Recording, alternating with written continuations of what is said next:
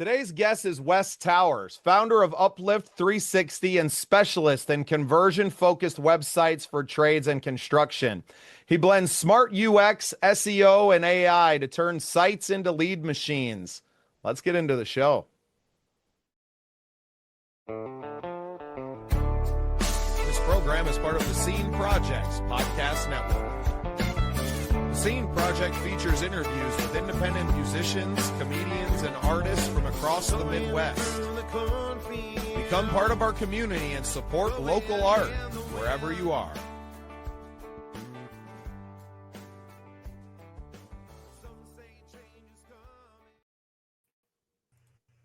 Welcome into another exciting episode of The Scene. I'm your host, Bubba Startz, and with me today is Wes Towers. Welcome to the show, Wes. Hey, Bubba, fantastic to be here. It's an honor to be speaking with you today. It's my morning over here in Australia. You can see the sunrise probably in the background there, and must be your evening, is it? Not quite evening, but into the afternoon for sure. That's beautiful. Not a backdrop. It's blurred, but that is absolutely gorgeous coming up right now. Yeah, that's it. Nice. Very cool, man. Well, I know we're going to get into a lot of talk about how AI is changing the world around us, but I wanted to give you the floor here at the beginning of the show and give us a little bit of your backstory.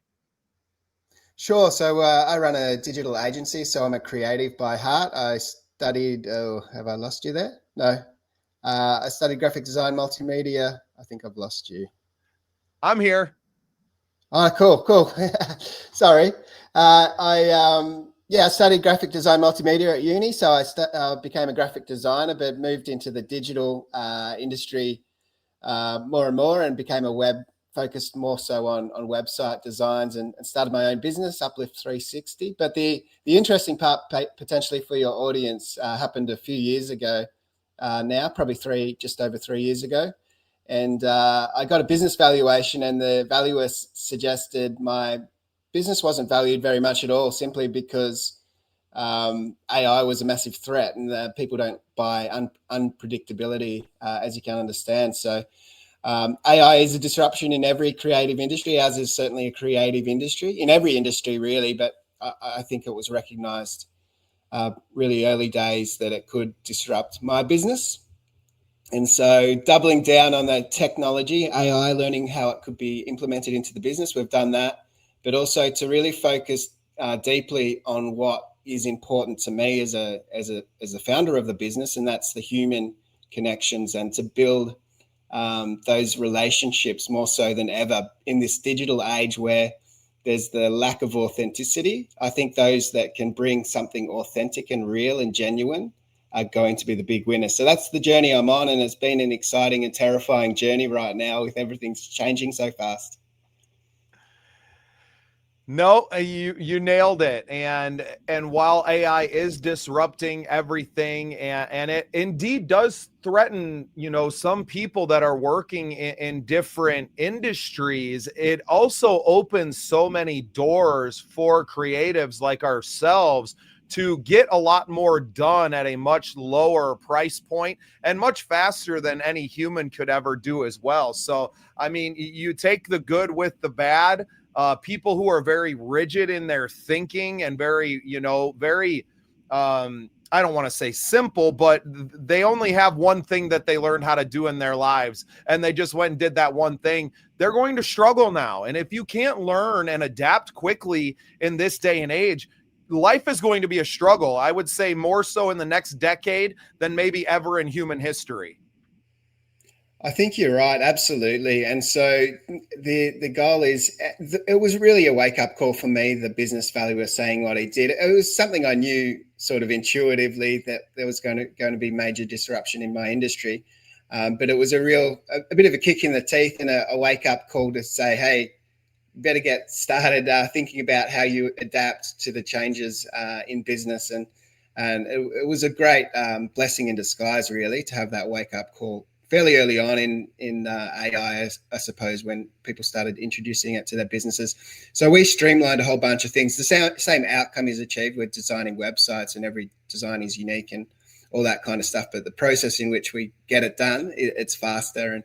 And the blessing in that is it's freed up a lot of time for me to focus on what I really love to do, and that's build relationships with the client so I can really understand what they're trying to achieve and make sure that they're on the right path for the success from a marketing standpoint online. So I've really been loving it, building human connections and doing anything that's real and tangible. That's why I'm guesting on podcasts. I'm kind of new to this and finding my way and trying to figure out how to communicate in this platform. And by no means am I a professional speaker, and lots of ums and ahs, but I am getting better. So you can probably imagine how I started out pretty rough. The first couple of podcasts, I'm not even sure why they published them. They were pretty rugged. But you get better at these things, and I think those people who are brave enough to take risks and step out and try new things in this brave new world are going to be the big winners. No doubt. And I think I'm living proof of that in a lot of ways, Wes. A year and a half ago, I was a welder. I was working in a factory, and we were bringing in a lot of robots, and I saw my own worth and value shrinking in that space. And I thought I was quitting my job to be a rock star. I'm a songwriter and a performer myself. So I had a bunch of gigs booked, and I was like, oh, this is it. We have some momentum and things are happening. And I had actually recorded a new song and was releasing it in the way that, you know, the music industry has kind of told us now you got to have singles and everything has to be in this way and you have to make content. And it was in that time that I had gone on and guested on a few podcasts, and I started to share my story. And I realized how that was changing me, right? Sharing my story and getting some of these things out and archiving them so that I didn't have to tell the same story over and over again. I could kind of point to something and say, no, there's that piece of me. If you want to see that, you can go to that, so that I could start writing a new story. And it was in that where I was like, you know, other artists need this. And there's not a lot of people that are taking time out of their day, even if they are creatives themselves, to shine a light on someone else. So I just started calling all my friends, obviously 20 plus years in the music industry. I know a lot of musicians and artists, and I just started having conversations. And we got to 100 episodes on our audio only feed in 9 months. Now we have over 300 episodes out on our YouTube channel. We've passed over 280,000 views in the last 6 months. And it's inexorably changed my life. And I know that over the course of time, as fans or, you know, just other people start to hear some of these conversations that I've had, that it's going to change their lives. And I think that's the really interesting thing. And truly, none of it is possible without AI assisting me along every bit of the path. And it's a give and take, right? Is there people that maybe lost money like yourself? I in the past, I would need graphic designers or I would need web developers to help me to get to where I am, but I didn't have the money to pay them anyway. And in some ways, these web developers that held on to that knowledge and took forever to get to somebody because they thought that they were irreplaceable, that they kind of brought on their own demise, because what they did was they caused a problem. People couldn't get their websites developed affordably or quick enough. I think, 10 years ago, to get someone to design a website for you was a couple $1,000s. And these people were going to sit there and take their sweet time to do it. And it created the need for the AI, or for at least a faster version of what they were doing. And now a lot of these guys are out of work. Yeah, 100%. I mean, we're on the opposite side of the spectrum. So we've had our most profitable year ever from a business standpoint. We report mid-year. I think your financial years just run to the regular year, but we report at the end of June, and we had a most success this last financial year in June. So, and that came as a result of using AI to streamline process, to get jobs done faster. And also that freed me up to build the greater connection, so I can bring a new level of value to the businesses that we serve. So it's really important these days to think about how you bring value in an AI-driven age where things do become easier. So as you said, our industry, so people can potentially jump in and do their websites themselves quickly. And that's going to get even easier and easier and better as technology changes. It's obviously in its infancy, realistically, of where we are with all this kind of stuff. So I've got to step up my game and bring a new level of value. It's kind of, and well done, by the way, stepping out from the welding industry and doing what you're doing and following your creative passion. That's a massive leap of faith, but it's obviously, as you mentioned, paid off really substantially. And yeah, well maybe done. not financially yet. I'm not reporting any huge gains, but I've covered some events this year. I'll be covering the Josie Music Awards at Nashville. So my first time going to Nashville, I'm going to be working in Media Village at the Grand Ole Opry, right? And that's not possible without that leap of faith, right? So I think that, obviously our best days financially are still ahead of us, and we're really on the precipice of that right now. And by the time this episode released, we'll probably already be way past that point. Yeah. But it's in exactly what you said. Where is the value that you can bring to someone else's life? And that's what it's really about. And the human element is still so important. People, yes, we have machines and we have this AI that can do a lot of these things, but at the end of the day, it's still about serving other human beings. So you have to have that personal element, and you use the machine learning and all of these things to allow you more time with the people that you're serving, to really get to know them and their problems, to be able to bring that value to them. Our business is predicated on artists want to be more famous, right? They want people to buy their albums or to support them with ticket sales. Well, we had to learn, how do you do that? How in this age is it changing? We know we're not making any money from streaming. And literally all the music industry has been telling you for the last 10 years is you got to get on all the streaming platforms and drive streaming. Well, why would the music business want that? Oh, because they own the streaming platforms that you are helping them to go out and market. You are their marketing plan as an artist. And now, 10 years hence, the artists are waking up to that and going, yeah, I'm done being your free marketing to bring people to your platform so that you can serve them the artists that you want to, and they don't get to even hear my stuff. So what we've done is built an internet radio station. Our whole list of podcasts that we now have 10 shows plus on the network, 4 different networks that we're running, and to be that promotion engine for the artists themselves. And what we do is build communities of artists or podcasters or whatever it is, to teach them for free how to do it, and then give them the tools to advance those things, and maybe some premium distribution services, TV and radio things that we can provide for them that help them to achieve their goals, while still having room for sponsors and those things that help us to keep the machine on the road. And we're looking at longevity, right? We're not some flash in the pan. Everything that I've built is to build a wide platform. I kind of equated it to, I'm not planting a annual plant, right? I'm not putting a plant in a pot. I'm planting a forest, right?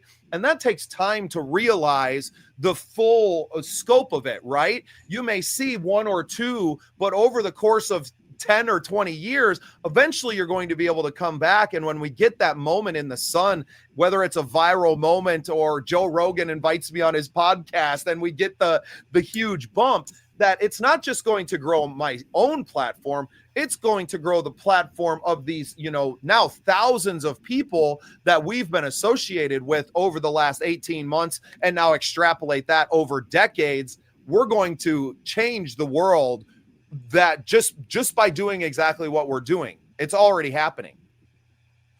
Yeah, that's so brilliant. And it sounds as though you've got a really great balance of the tech, but also the human, the creative element. Obviously, you need that in the field you're working in, and the disruption you can bring. So it's the way I look at it for creatives and artists, and I'm one of them, is it's kind of like the light and shade. So you need both, so that you need the darkness so the light can shine. I'm a visual kind of guy, so my creative bent is the visual element. That's what I studied, graphic design. But it's true in sound, in music as well. So the lightness and the dark, you need the contrast. And I think that's true in business as well. You need the technical capability. So that's the really data-driven side of things. But then you need the creative beauty and the mystery and the art and the that's less science, and it's more it's out there in another dimension. Really, it feels like sometimes I don't know about you, but sometimes when you're designing something, maybe when you're working on a song, it feels like it comes from somewhere else because you're in that creative flow. So getting that creative flow right with the enhancement, I think AI is a massive amplifier. So if you get the foundations of who you are and what you're trying to, your messages and what you're trying to bring to the world, if you're really solid in that, you can use AI as an amplifier. The problem is people come about it the other way. So they start with AI. So no longer is it their ideas, their thoughts, their world, their view of the world, but it's coming from AI. So therefore, it's just the average sum total of what everyone else has already done. So say, for example, if you're writing content, this is in our world. So people might jump on ChatGPT and say, I want a blog post about blah, blah, blah, their industry. And the intention is so they can show up in Google and the like. Well, it's just really, really average because all it can give them is something other people have already said. So it's a collation of other people's thoughts.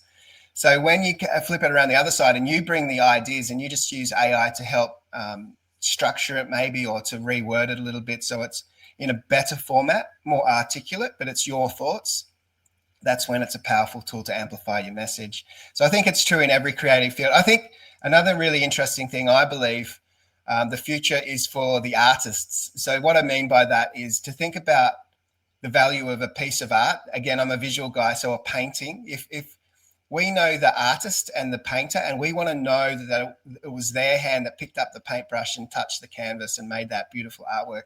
We don't want a rip-off. Once it's identified that it wasn't truly created by the artist, then it doesn't hold the same value. So I think there's going to be value in what has been touched by human hands. And I think music will be definitely a massive part of that too. I can see like live music becoming a bigger and bigger thing. Anything live and those human connections, we're kind of craving for it because we live behind our screens in this digital age. Anything that can break through that is our human hearts and connections in live in person is really great. I often just visit the downstairs. We've got a local music a bar that brings local music, and it's wonderful just to connect in that room. Yeah, and as we record this, I will be headed out tomorrow morning early to head to a songwriter festival. There's going to be probably close to 100 songwriters performing in the town of Deadwood, South Dakota, my hometown, actually. And I get to be a part of that. And I say it's my favorite weekend in this town that does events every weekend, essentially, of the year because of that fact, because the creative juices are just flowing everywhere and you're watching people performing their art. I think for visual artists, I think live painting and not just like going to a gallery and seeing someone's work of art, but actually going and watching them make it is going to be more valuable. And that's great content as well, that you can create it in a digital space, or you can create it and to broadcast it in the digital space, but then it becomes more valuable because now you have the real thing. And I think there is a huge resurgence of that coming back. And I think we're ahead of the curve, Wes. I think guys like us are thinking, maybe a year or two down the line, but that's ultimately when a lot of people are going to maybe discover this conversation is not tomorrow or not the day after it's released, but into the archives as we both continue to be active in our spaces that people are Googling then our name, if Google's even a thing anymore, right? Especially in 2 years, because you're just going to chat and asking them. I mean, that's how I found out about you. I just simply type in chat, who is Wes Towers? Okay. And it says, hey, there's who he is, right? And it works good enough for a 15-second intro, but it doesn't tell me everything about you. It doesn't tell me about your years as a graphic designer studying and your, the kick in the teeth, as you put it, that you got when starting out on your own business, right? Like it can't express that human side of it. It can give you some bits of information, but it doesn't tell you the whole story. And I think as we move along through time, that just like you said, that the human element of things, seeing live performances, seeing live art, seeing and feeling and touching that visceral experience is going to become super valuable again. And it's why I've kind of set my hooks into a lot of coattails with live artists over the last 2 years. Is we never know which one of these people are going to make it. And now I have connections all over the country, all over the world, that now I get to go visit them and to get to perform in their towns and to connect with real human beings, other than seeking out the affirmation of a simple digital like or a view or a follow. That's not why I'm doing this. I'm doing this to make friends. And I think that that's kind of the beauty of the internet. It always has been, right? Going back to the old chat room days, that you could connect with another human or across the world. And now it's increasing in its value beyond any measure that I think we could have foreseen 15 to 20 years ago. Yeah, 100%. And you mentioned the thing about Google, so less people potentially using Google, and that makes sense. I do the same. I do all my research on ChatGPT. I chat to it all the time, even in the car driving around. I might have some thoughts and ideas and talk to my phone as if it's a real person. It's like my counselor and my advisor and my strategist and all of these things. But realistically, it's my own thoughts that go through it, and it sort of helps me to refine them and think through logically and bring other suggestions as well to open me up to other ideas. It's part of what we're doing now, is to help our clients show up in the large language models as well. We had a massive success story just recently where we just started working for a client. He'd only been with us maybe a couple of months or so, and he won a massive contract simply because ChatGPT said he was the very best of his consulting type in Australia.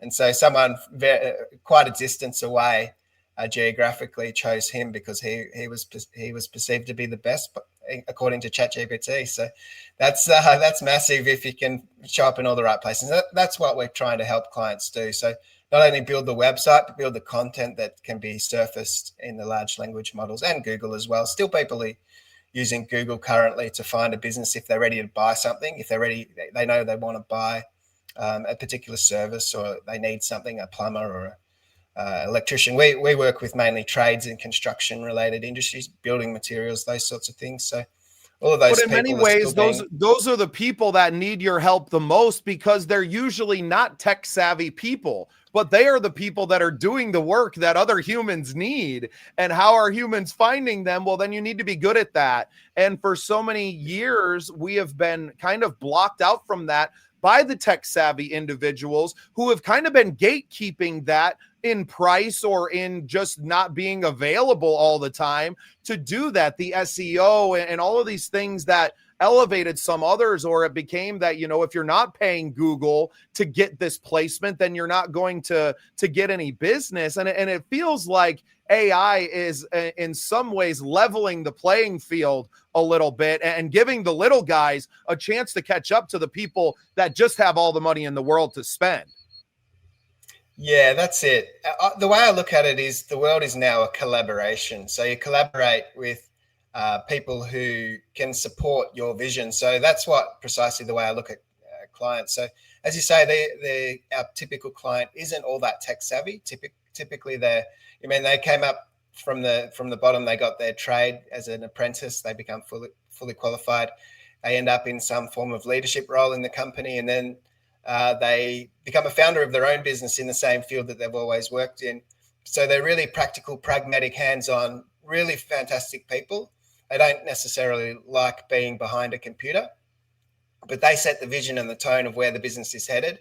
And it's my job to come alongside and to support them in any way I can from a digital standpoint, to help make sure their marketing is working for them and it's bringing the right kind of inquiries through the door. So how did your journey into AI start? Was it really that moment where it's like, hey, AI is going to take your job, and you're like, well, then I better figure out who the enemy is, right? And to get to know this thing, was that kind of the impetus for it at that point, or were you already starting to dabble? I'd started looking at it a little bit. So but yeah, nothing. I hadn't really invested a lot of time into figuring out how I could apply it to my business really well. I was just on ChatGPT using it personally. That's pretty much how I think most people start out. Just download it and see how great it is, and realize there's probably greater potential for the business. The business has been running over 20 years now, so it's always felt like it's been a fast changing business industry, because tech has always changed pretty fast. So you build a website a few years back, and then it looks dated even in a couple of years' time, because things change so fast. But that's just escalated and increased dramatically over the last few years with AI. So the acceleration is phenomenal. It's going to definitely leave some people behind who are, as you say, so the people who are holding on to the old way, and the way they used to do proposals, and not allow clients in on the secrets, I suppose. Those people are going to really struggle. I don't think they'll survive. I think you've got to adapt, and adapt quickly before you're left behind.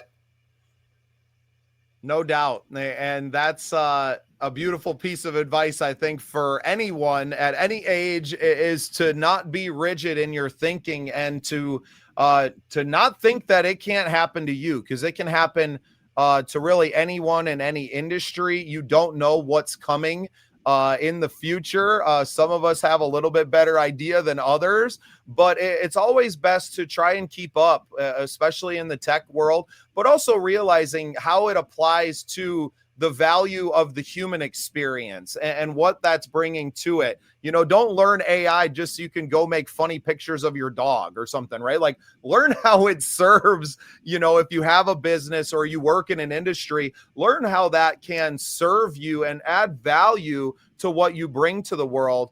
And I think the people like ourselves that realize that we're going to be the ones that succeed, and how we teach others how to do that is how we have longevity and build that trust with people and maintain those human relationships, because it is still a human experience. Yeah, well, people like to buy from those that they know, like, and trust.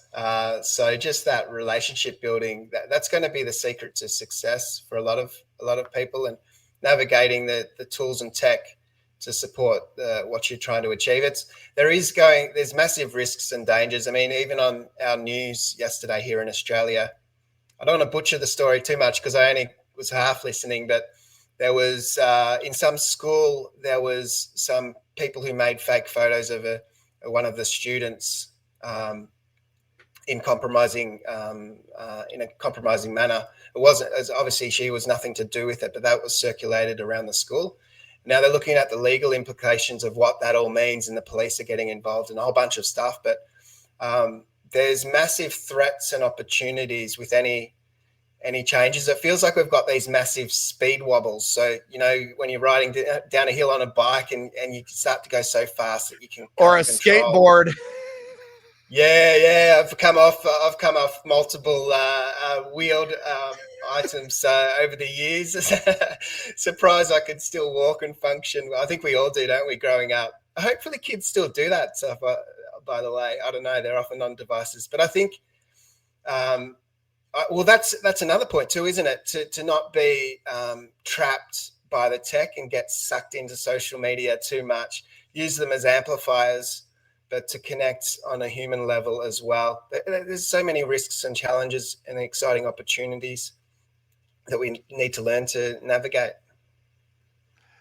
It's a hell of a time to be alive, Wes. I'm 39, so I say that I'm, someone who still has, I grew up in an analog world, but I had tech, right? Computers, and I remember playing Sim City as a young lad, and where things have gone to now. And my children don't play any video games at all. I have a 10 and a 9-year-old.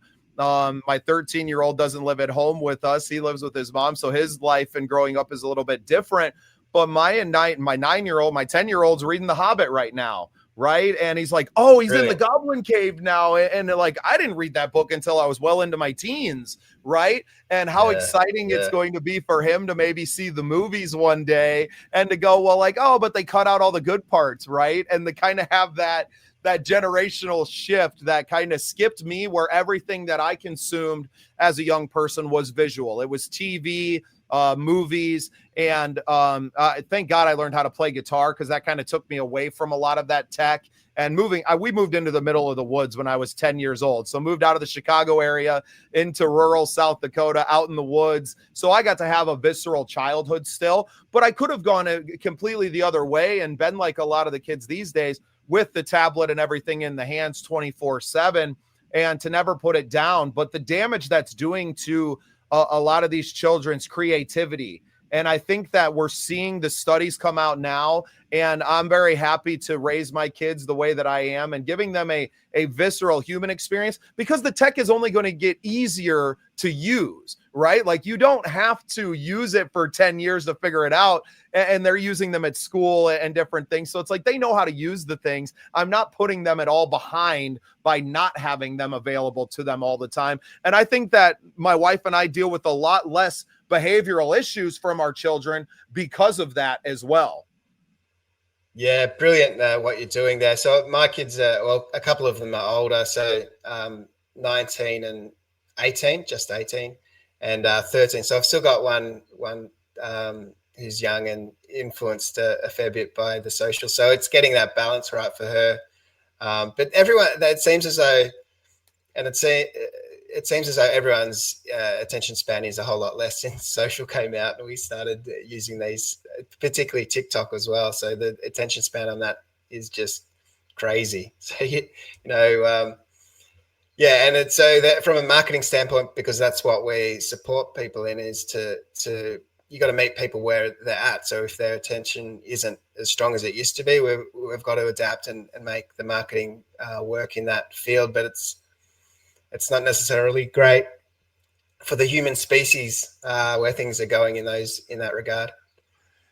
Well, I think podcasting is changing that as well. And I love having an archive of these conversations that I'm building just for myself, but a legacy for my children, for them to go back and to know who their father was, in the time when I am gone from this world, that they will always have a record of me and who I was truly, not just as their dad, but as a human being.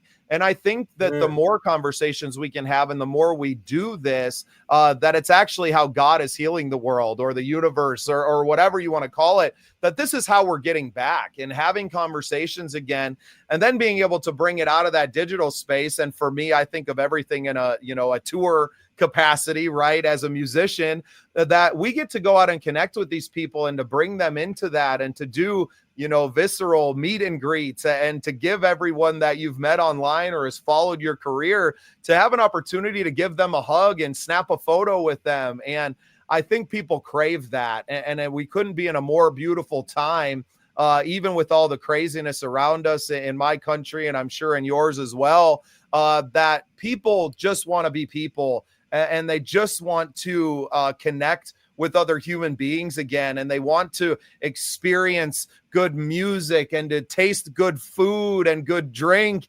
and see beautiful art. Like, I think we're getting back to that, and I'm really looking forward to the next couple of decades and being a part of that, to use these digital spaces that we have to be more human again instead of less human.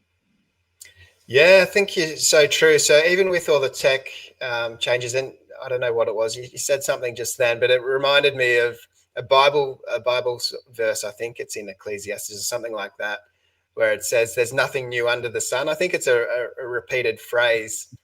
Well, there's certainly tech, but there's a lot of it is still the same. Behind the scenes, it realistically is all the same stuff. We need to connect with humans. I think it also speaks of the most important things are to eat and drink and be merry, those sorts of things. So those human connections you mentioned, having food, enjoying nice food and relationships, all these kind of things are core to the foundations of who we are as people. They'll remain true all the time, no matter what tools and tech do. Awesome, Wes. Well, before I let you get out of here and get on with your day, we see the sun is fully up there now in Australia. Oh, yeah. Go ahead and tell everybody how they can find you and where they can, contract your services at.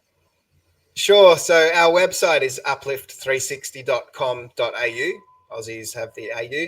And from there, you can, if people want to, they can book meetings with me from the website. So that's cool. But there's all the social media that you would expect someone like me to have. Even personal LinkedIn, I'll accept any invites there too.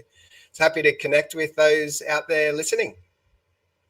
Awesome. Well, I've been happy to connect with you. I had a great conversation and looking forward to many more over the next several decades of being friends now.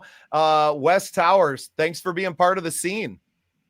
Thanks, Bubba. It's been awesome.